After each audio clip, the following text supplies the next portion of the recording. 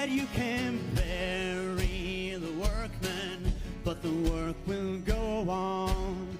You can silence the voices, but you can't stop the song. Welcome to Wheeling the Pathways of Life Unplugged with your host, Brain Fitzpatrick. Wheeling the Pathways of Life Unplugged is a snapshot of the day-to-day experiences of disabled individuals as they navigate the world around us. We wish to shed light and open your eyes on a new perspective of people with disabilities. And by going unplugged, we can discuss viewpoints we hope will challenge our viewers' points of view. Most of us have disabilities we must live with, but what defines us is the way we deal with them. And now, here's your host, Brain Fitzpatrick. Good afternoon, folks. This is Brain Fitzpatrick, coming to you live from the facilities of Pittsfield Community Television.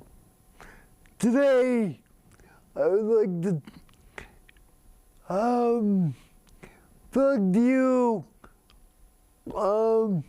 I have talked about this before, but due to circumstances that happened today, as a matter of fact, I'd like to talk to you about the realities of being a PCA and some of the realities that are not looked at as far as an interview, and expectations during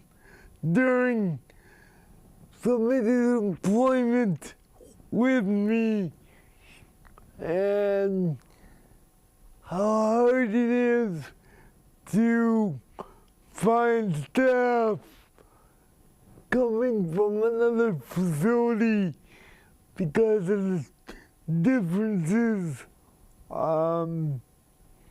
in said facilities.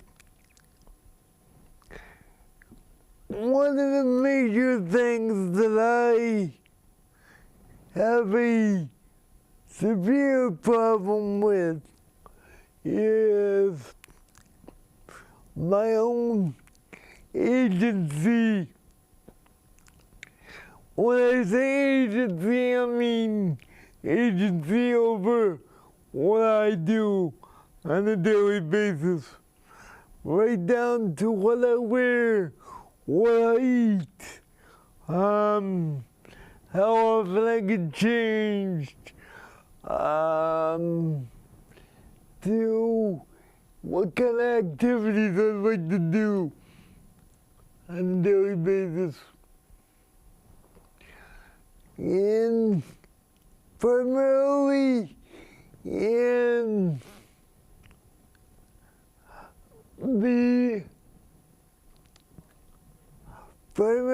the caregiving field, especially in nursing homes.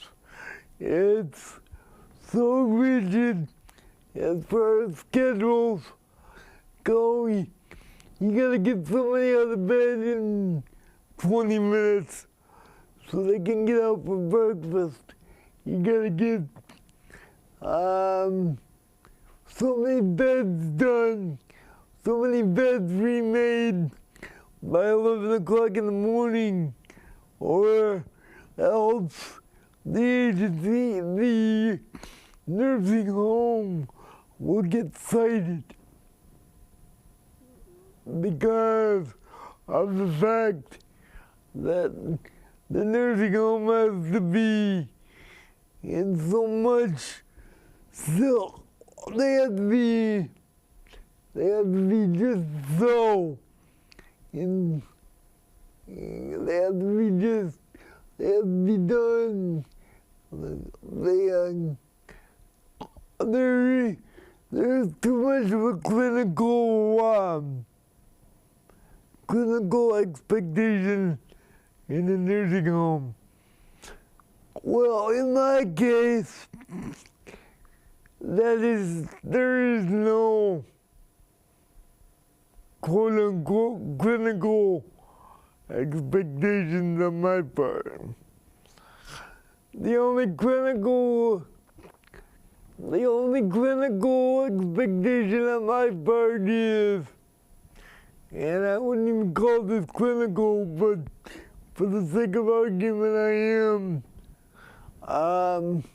I have to eat, I have to be changed, and I have to be afforded the opportunity to do whatever I can for myself, and or afforded the opportunity to do what I like to do. And that's it. So many of the caregivers that work in other facilities don't get that point, that continuity of care and the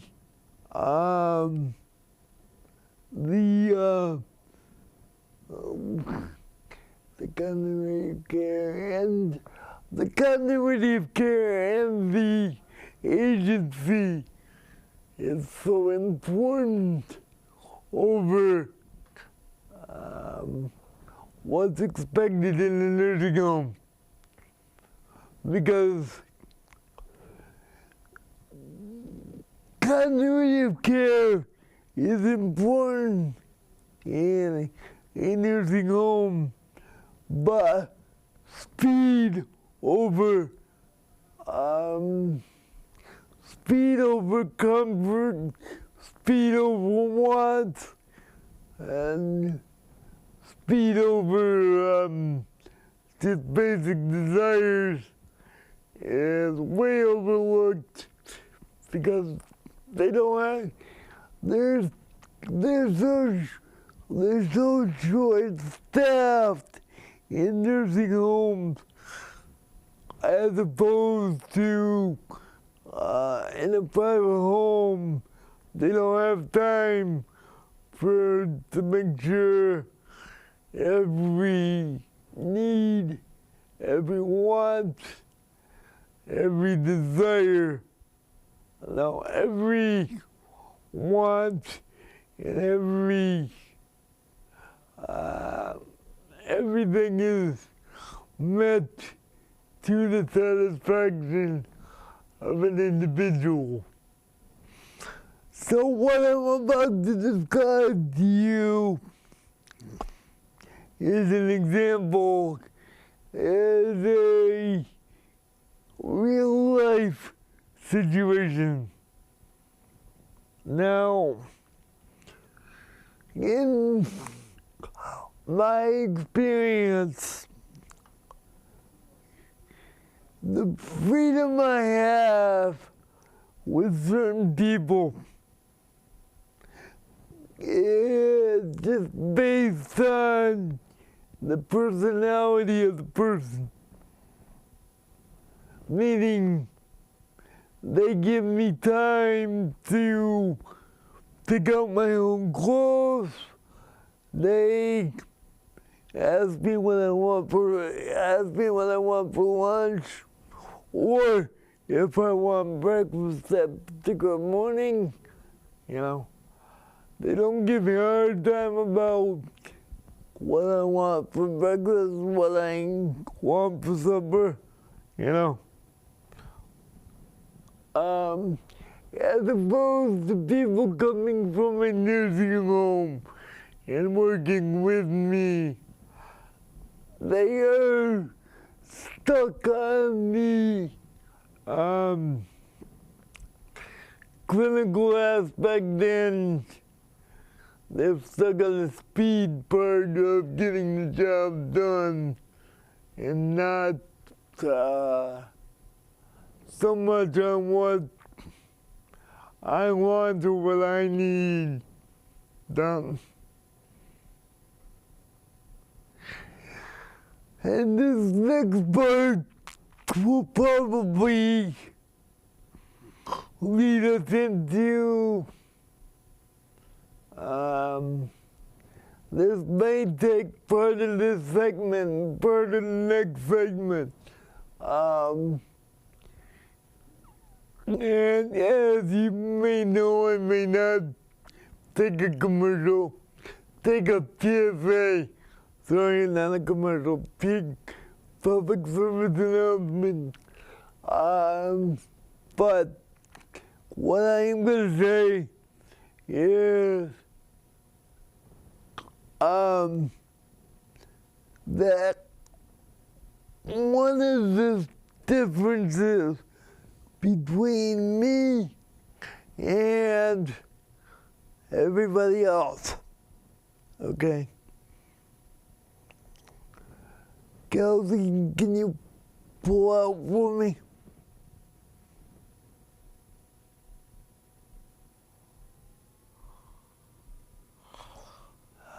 That's good. I don't know if many of you people can see this, but I am sitting on a Hoyer pad. I'm sitting on a pad that is, I'm sitting on an extra pad, not the blue pad, but the green pad that I am sitting on. That assists in lifting me out of the chair. And one of my issues is when I'm in an emergency situation and I'm laying in bed. Okay, Kelsey, you can go back in.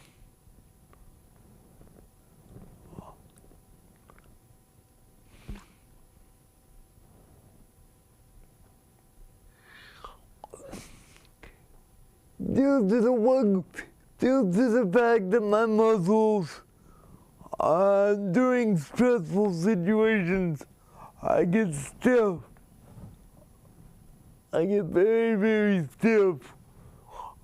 I can basically go into a board. I can go into be a straight board when somebody's trying to pick me up. So during a stressful situation, it's not the time to be putting one of those under me.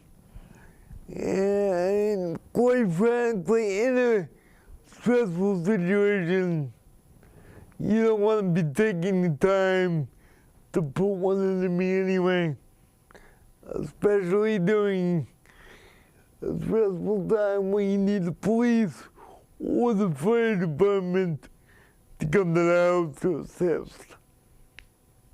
If you've got as I said before, during an emergency situation like a fire, my policy is all staff get out of the house.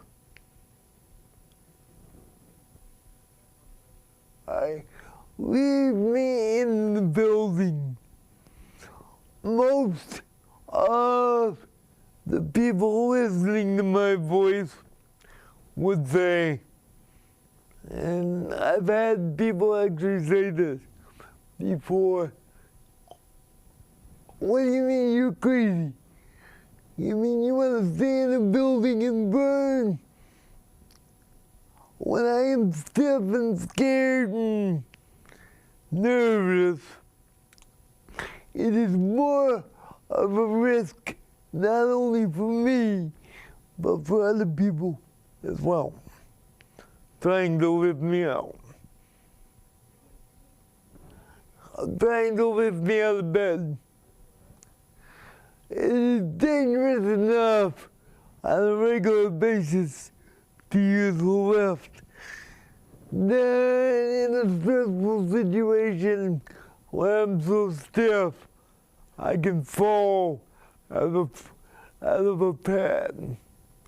It is not very easy to fall out of a pad But when I lose control over my muscle control, then it's more of a chance, and I just don't want to take it. Because the last thing I want to think about, and as far as some people would say, this is selfish. But I would say, I would challenge it and say, no, it isn't. And that statement is, I don't want to die knowing that someone else died. I don't want to be my last thoughts saying, if someone else died trying to save me, and they have a family or they have injuries to the point where they'll never be able to either work again or take care of themselves. I try to take the risk and be in a situation and the fire department not be able to get to me than to know somebody tried to get me out of a building and couldn't because they tried to be here. They tried to be a hero. Now, I'm not saying this is in every case, nor am I saying you should do what I do. Do what's best for you, but keep in mind, safety is the most important part, especially during an emergency situation.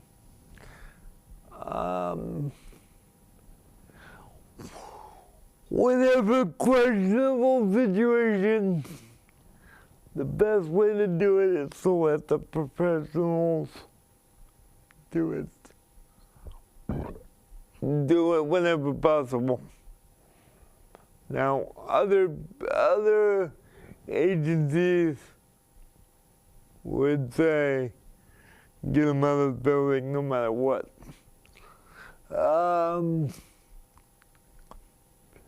When we come back, I will jump into more about this and give you a couple more pointers on what I'm talking about. And we will be right back, folks.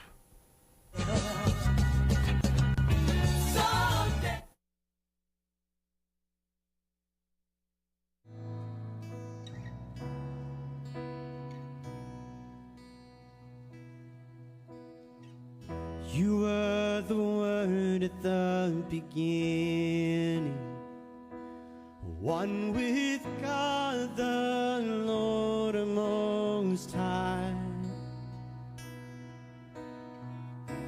Your hidden glory in creation, now revealed in you are Christ. What a beautiful name it is. What a beautiful name it is. The name of Jesus Christ, my King. What a beautiful name it is. Nothing compares to this. What a beautiful name it is. The name of Jesus.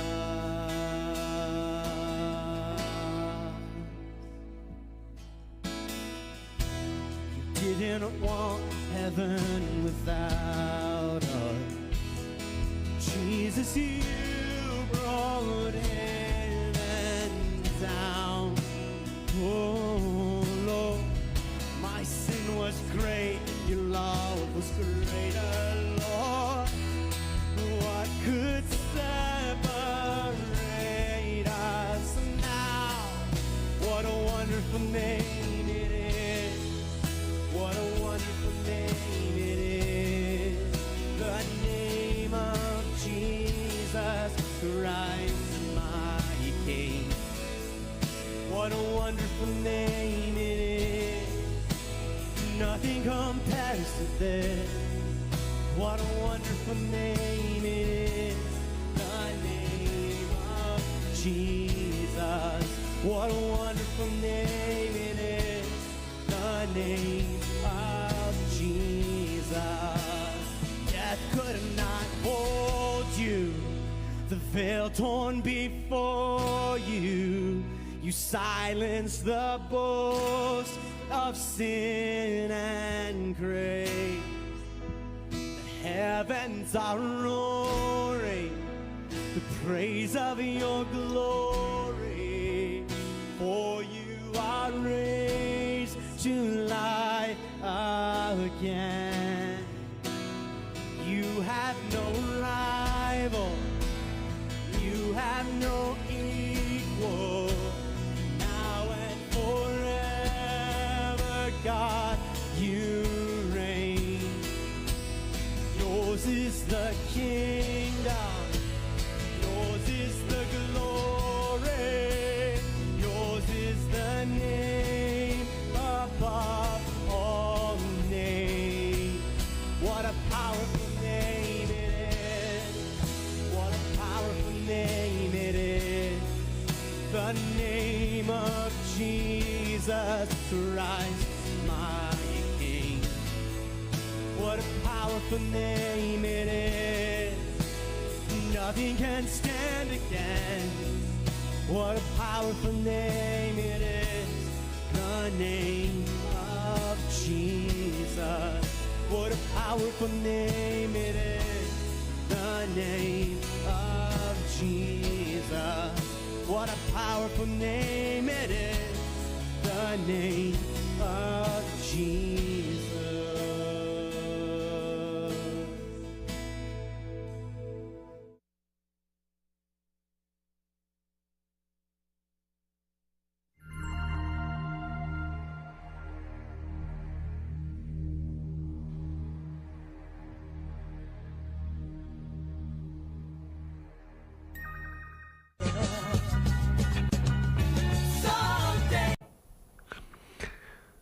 Good afternoon again, folks. This is Brain Fitzpatrick coming to you live again from the facilities of the Pittsfield Community Television and WTBR FM.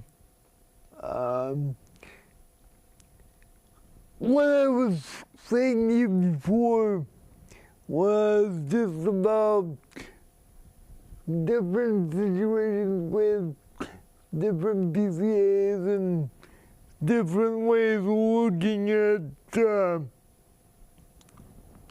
why I do things I do, and how hard it is to find people to conform and reasonably conform to my desires and understanding why I do what I do, and with the rationale that I have, it's very tough to take somebody from a quote-unquote clinical environment and put them into a private residential one-on-one PCA position. Now, there's two ways you can do this. It's bad enough trying to take a regular person and turning them into a PCA. But you have some basic medical training and CNA licensing to deal with when you're a in a nursing home. A CNA is, in some cases, legally bound to do things in a certain way because that's the way the state wants it. Okay? I am to the point, I am too medically I have to justify needing the services. But when it comes to day-to-day operations, I can basically do what I want. Nobody can legitimately say, without some hesitation, that they can do what they want. But what I mean by that is, I don't have to get up at a certain time. I don't have to bathe a certain way. I don't have to get up in the morning for breakfast if I don't want to. Practically, I can eat in bed for God's sake if I want to.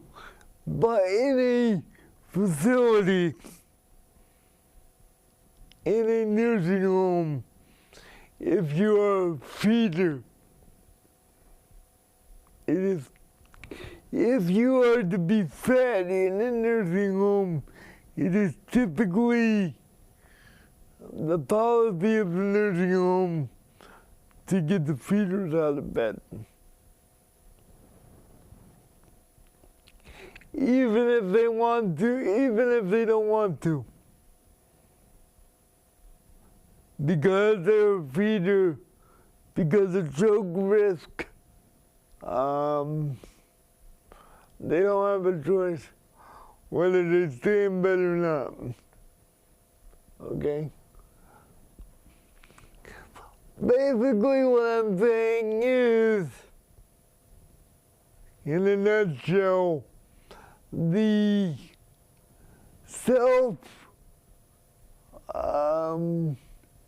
the agency in itself, the agency and the right to do what you want in your environment is basically cut down considerably, okay? If not at all. If it's even given you at all. Now, for example, if I want to go down the driveway and sit outside in the middle of my driveway, okay? Yes, I do get out of the way for cars if there's a car on my street. If there's a car coming up my driveway, I only have one neighbor that has a car, so I can do this.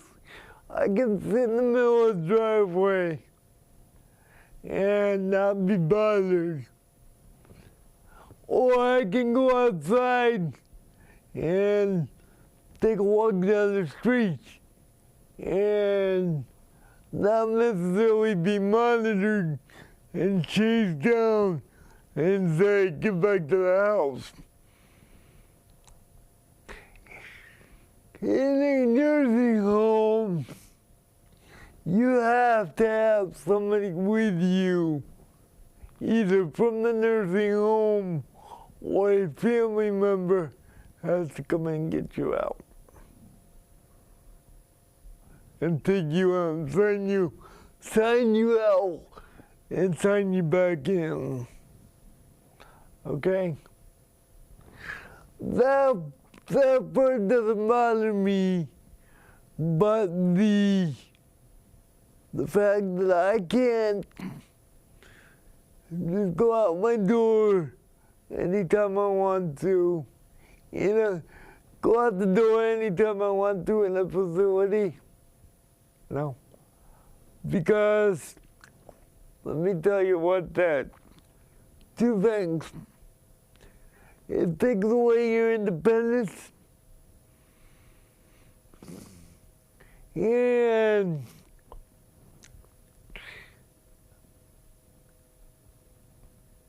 it almost feels like it is like you're in a prison. You may not be in there for legal reasons, okay, but you are in prison. You are controlled by someone else, okay?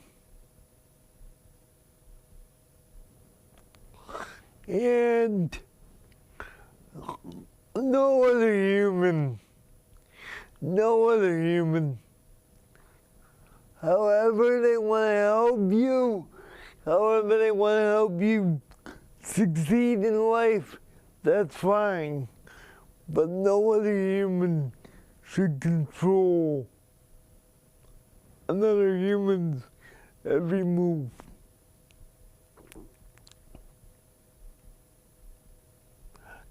As much as I respect the government, respect everything we have, people like to control what we do. And 85 to 90% of that is because of the money. We either need to do what we do, or that the government gives so we can do what we need to do. In society, in general, but that means that's double the issue when you're reliant on state funding because you can't work, or you're told you can't work because if you make more money than what we're giving you, we're going to take the money away from you. So you have to work even more. And let me tell you something. This chair that I've got now is $25,000. The next chair that I'm gonna be getting in a couple weeks is $30,000 to $35,000. All right. And I don't care what kind of job I get. I can't afford to buy chairs. I need my medical insurance. Excuse me, folks. I need my medical insurance to pay for all this. But if they're saying I have to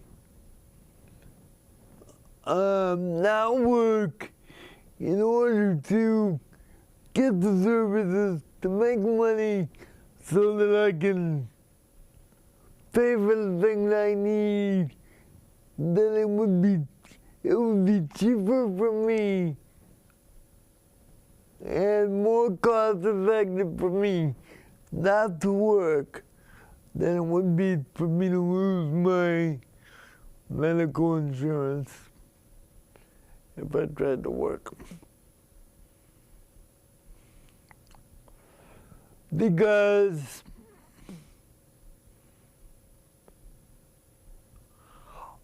I'm not gonna necessarily tell you what I make, but let's say I make $800 a month in Social Security.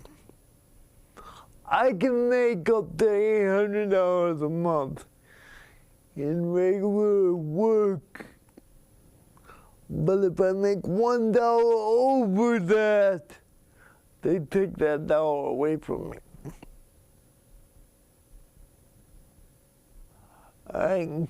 If I get $500 over what I'm making in Social Security by working, they take the $500 away from me.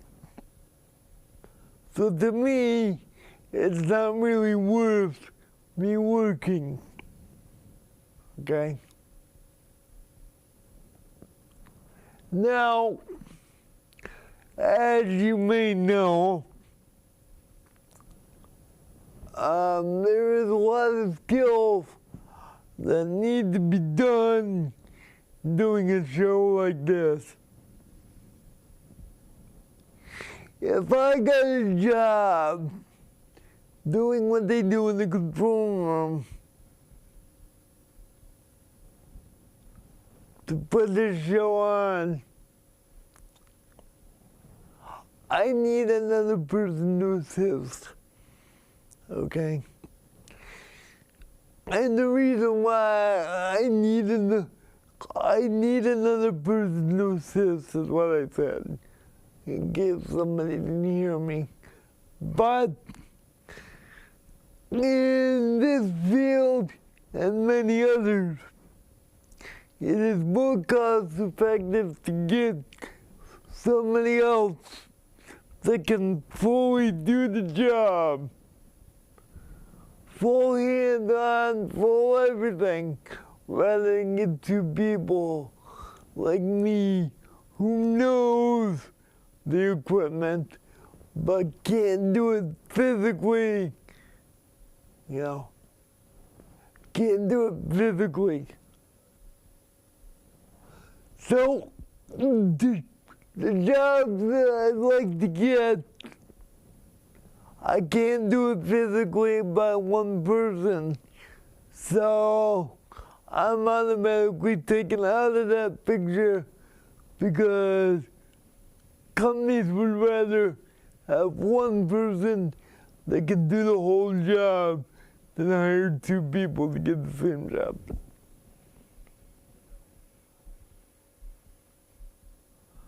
So,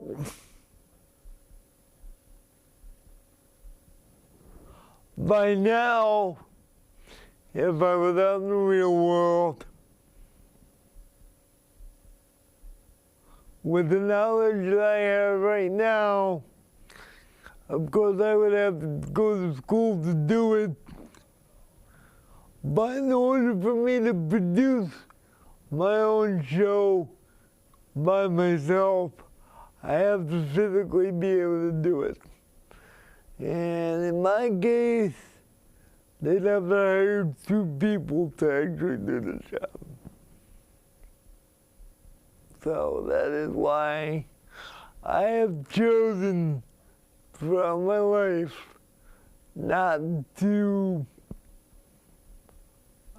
pursue a career except for this, because it's not worth it to me to go out there and get an everyday job if they're gonna take the money away from me and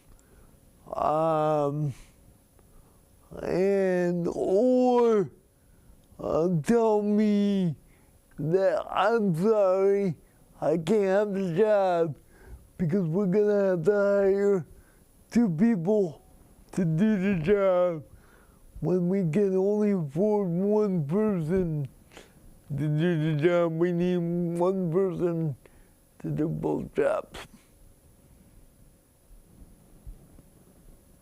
Now, I could legally go out and get a career in doing so and go to college to learn everything I can and do everything I can and know how to do it, but actually getting out there and getting a job to do it because I can't physically do it. I may know how to do it, and I may be able to tell other people how to do it, but it doesn't make sense for me to do so if they're gonna have to hire 2 people to do the job, because one person's gotta physically do the job and I gotta tell them how to do it. They might as well learn how to do it themselves and just do the job. Now, in some ways that's not fair, but in other ways, it's economics.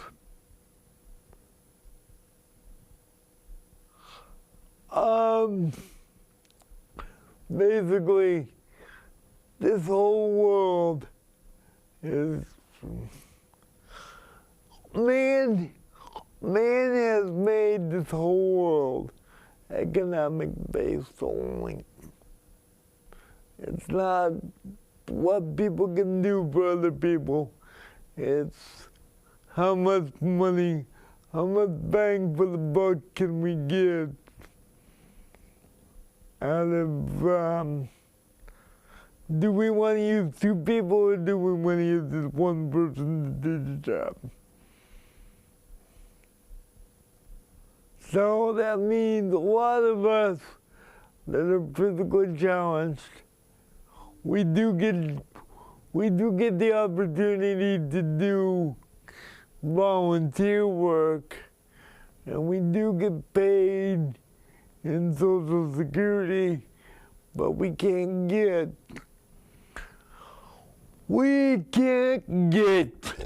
actual, we can't get actual corporate jobs because we can't be functioning enough for the corporation to necessarily make money depending on the corporation. We can make decisions and stuff like that. We can make suggestions, but we can't execute the suggestions fast enough for the corporations to be able to succeed and make money.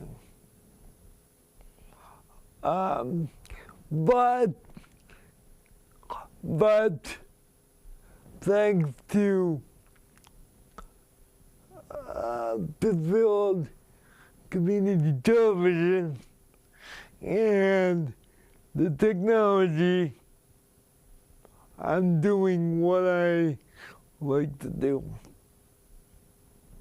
I'm out here every week putting together a show, and I know a lot about the technology, and I know quite a bit on how to do it, how to do the technology, and how to fix problems if they come up.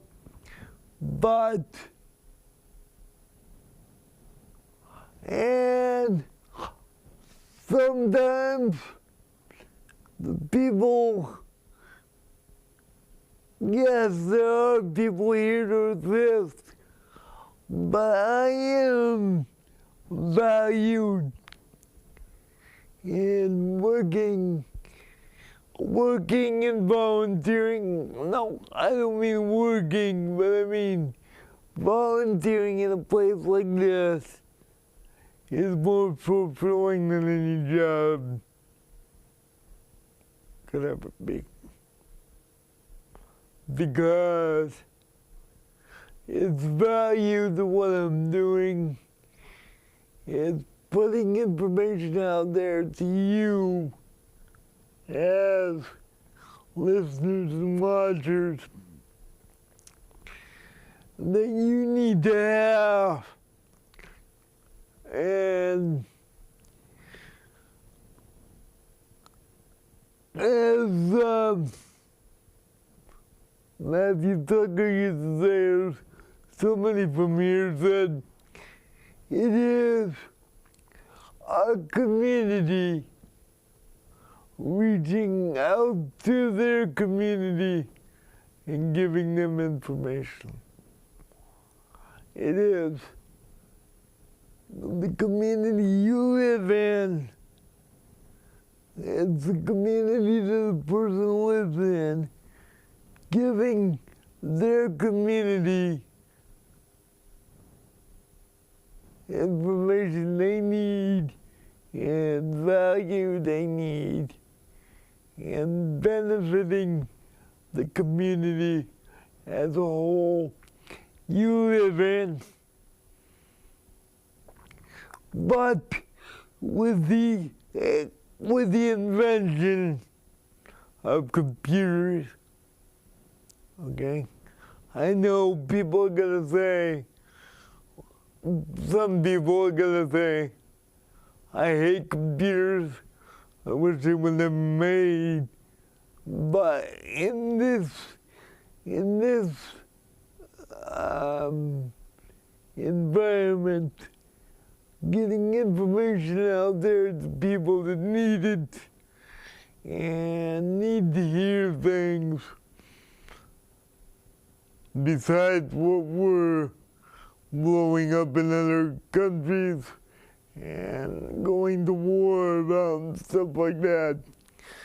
The adaptation of computers and Facebook and YouTube gets information like mine, information like stories that I'm giving you out to people that need it, and it may reach somebody beyond, it will reach somebody beyond Pittsfield.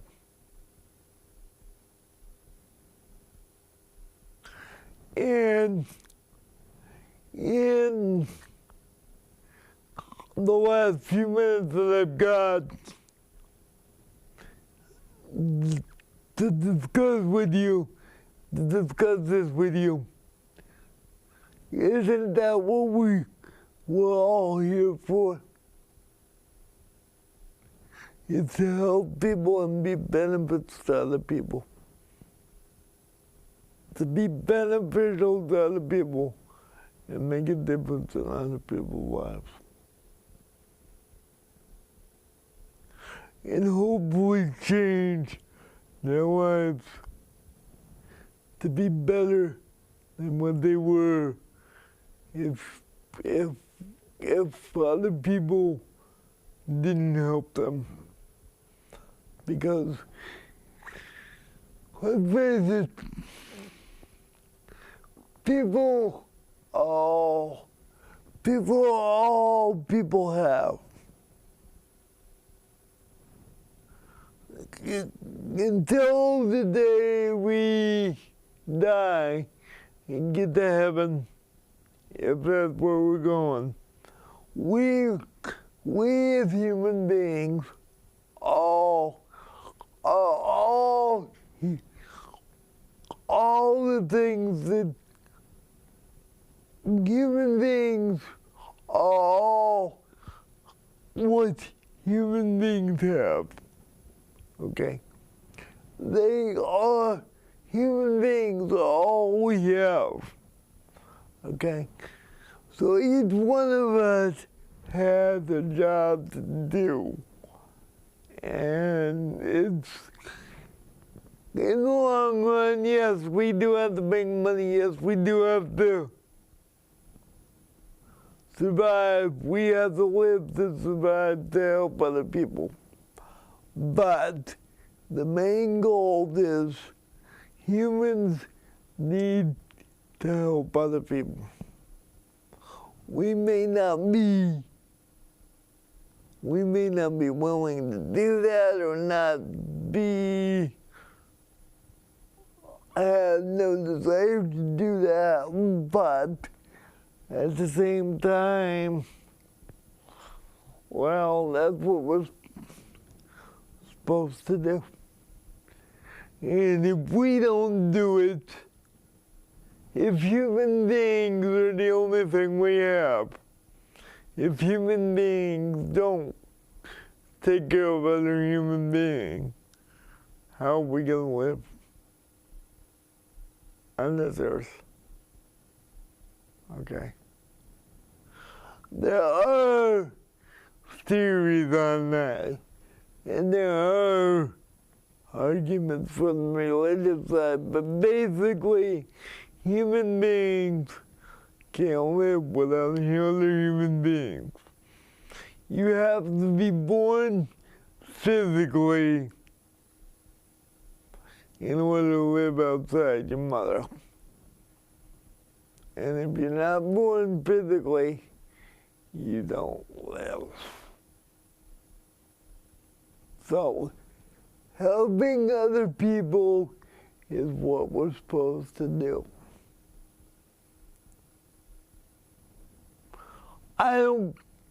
I care considerably about before human beings, okay?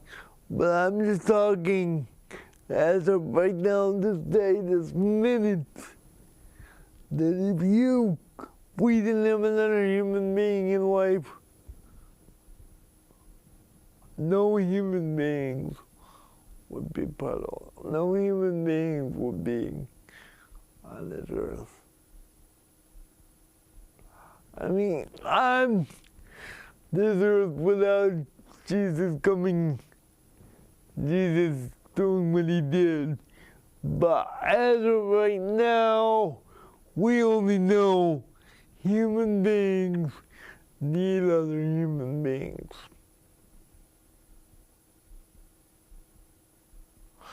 And being disabled, to me, is the most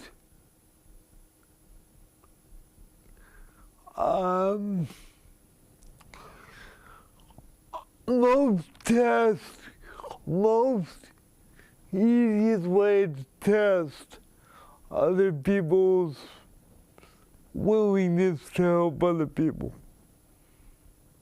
Because if they're not willing to help you, are they actually willing to help somebody that's totally capable of doing things on their own? I mean, we all need help, but I'm just talking physically. If I ask my PCAs to go pick up something off the ground because I dropped it, they don't expect me to do it. But with somebody physically, they can say, oh, you dropped it, go pick it up yourself. You're totally capable. Instead of making the offer to pick something up, the immediate response is usually, I'm not doing that.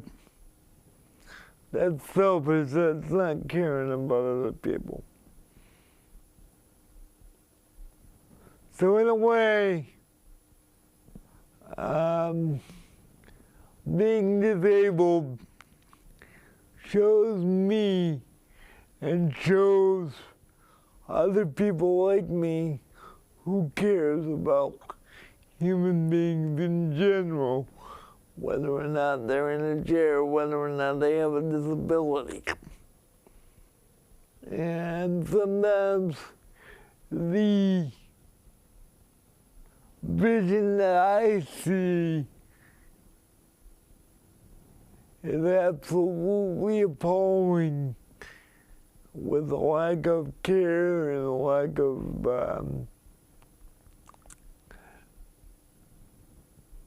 of empathy to somebody's situation. it's amazing how so many people can take so much for granted, and so much have so much disdain over somebody that's just struggling and fighting to survive in life. And anybody that wants to trade with me, that's fine. You can trade with me, but just know that most people that wouldn't want to trade with me couldn't last for 49 years like I have. They couldn't last 5 minutes, in my opinion, in some cases.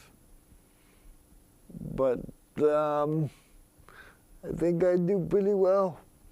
And all the people that I have dealt with in the past, that I know have done amazingly well. And I will continue to fight for them and continue to bring up real situations like I did today, and real stories and real life situations to bring people back to reality. With that, folks, this has been Brian Fitzpatrick with Wheeling the Pathways of Life. Have a good afternoon, and we will see you next week. Can bury the workman, but the work will go on. You can silence the voices, but you can't stop the song. 'Cause when the spirit's moving, His will be done. You can bury the workman, but the work will go on.